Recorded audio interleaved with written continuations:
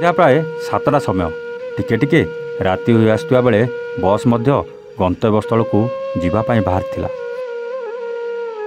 ସନ୍ଧ୍ୟାର ସେହି କିଟିମିଟି ଅନ୍ଧାର ରାତି ଧୀରେ ଧୀରେ ବଢ଼ିବା ଆରମ୍ଭ ହେଉଥିବା ବେଳେ ବସ୍ ଯାତ୍ରୀଙ୍କୁ ନେଇ ଧୀରେ ଧୀରେ ଯାଉଥିଲା। ଏ ସନ୍ଧ୍ୟାର କୋହଲା ପାଗକୁ ବସ୍ରେ ବସିଥିଲେ ଯାତ୍ରୀ। ହଠାତ୍ ସେହି ବସ୍ରେ ବସିଥିବା ଜଣେ ମହିଳାଙ୍କର ଆରମ୍ଭ ହୋଇଯାଇଥିଲା ପ୍ରସବ ଯନ୍ତ୍ରଣା। ଏହି ଯନ୍ତ୍ରଣା ବସ୍ରେ ବସିଥିବା ସମସ୍ତ ଯାତ୍ରୀଙ୍କୁ ଛାନିଆ କରିଦେଇଥିଲା। ଏପଟେ ପ୍ରସବ ଯନ୍ତ୍ରଣା ହେଉଥିବା ବେଳେ ସେପଟେ ନିଜର ବୋଲି କହିଲେ ପାଖରେ କେହି ନାହାନ୍ତି ମହିଳାଙ୍କର। ଆଉ ସେତିକିବେଳେ ଦେବୌତ ସାଜିଥିଲେ ସେହି ବସ୍ରେ ଯାତ୍ରା କରୁଥିବା 2 ଡାକ୍ତର, ଡକ୍ଟର ଅରୁଣ ନାୟକ ଓ ଡକ୍ଟର ସୁନିତା ମଲ୍ଲିକ। କଥାରେ ଅଛି ପରା, ରଖେ ହରି ତ ମାରେ କିଏ। ଠିକ୍ ଏହି ଉକ୍ତିର ପ୍ରମାଣ ଆମେ ଆପଣଙ୍କ ପାଖରେ ପହଞ୍ଚାଉଛୁ। ତେବେ ଦର୍ଶକ ବନ୍ଧୁ, ଏକଥା ଜାଣିବା ପରେ ଆପଣ ନିଶ୍ଚିତ ଆଶ୍ଚର୍ଯ୍ୟ ହୋଇଯିବେ। ହଁ ଆଜ୍ଞା, ଟିକେ ନଜର ପକାନ୍ତୁ ଏହି ବସ୍ ଉପରେ। ବସ୍ ଉପରେ ଲେଖାଯାଇଛି ଶ୍ରୀ ଜଗନ୍ନାଥ।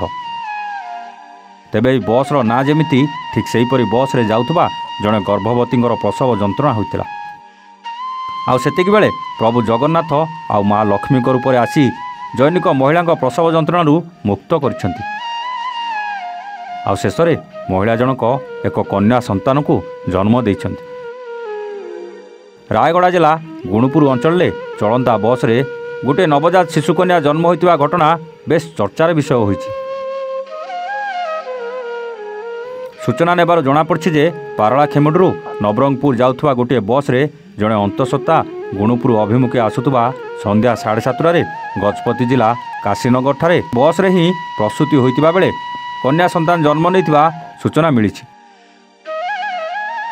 ଘଟଣାକ୍ରମରେ ଏହି ବସ୍ରେ ବସିଥିବା ଡକ୍ଟର ଅରୁଣ ନାୟକ ଓ ଡକ୍ଟର ସୁନିତା ମଲ୍ଲିକଙ୍କ ସହାୟତାରେ ଏହି ପ୍ରସୂତି ପ୍ରକ୍ରିୟା ସୁରକ୍ଷିତ ଭାବେ ବସ୍ରେ ହୋଇଥିବା ବେଳେ ବସ୍ କର୍ମଚାରୀ ଅତି ସତର୍କତାର ସହ ଗୁଣୁପୁର ଉପଖଣ୍ଡ ଚିକିତ୍ସାଳୟରେ ପ୍ରସୂତିଙ୍କୁ ମେଡିକାଲରେ ଭର୍ତ୍ତି କରାଇଥିଲେ।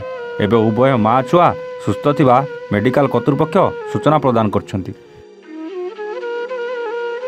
ତେବେ ପ୍ରସୂତିଙ୍କ ନିକଟରେ ତାଙ୍କର କୌଣସି ପରିଚିତ ଲୋକ ନଥିବା ବେଳେ ପ୍ରସୂତି ଜଣକ କିଏ ସେ ନେଇ କିଛି ସୂଚନା ମିଳିପାରୁନାହିଁ। ବସ୍ କର୍ମଚାରୀମାନଙ୍କ ଏତାଦୃଶ ସାହାଯ୍ୟ ସହଯୋଗକୁ ସାବାସୀ ଜଣାଇଛନ୍ତି ବୁଦ୍ଧିଜୀବୀ। ଗୁଣୁପୁରରୁ ପ୍ରମୋଦ କୁମାର ସାହୁଙ୍କ ରିପୋର୍ଟ, A1 ଓଡ଼ିଆ।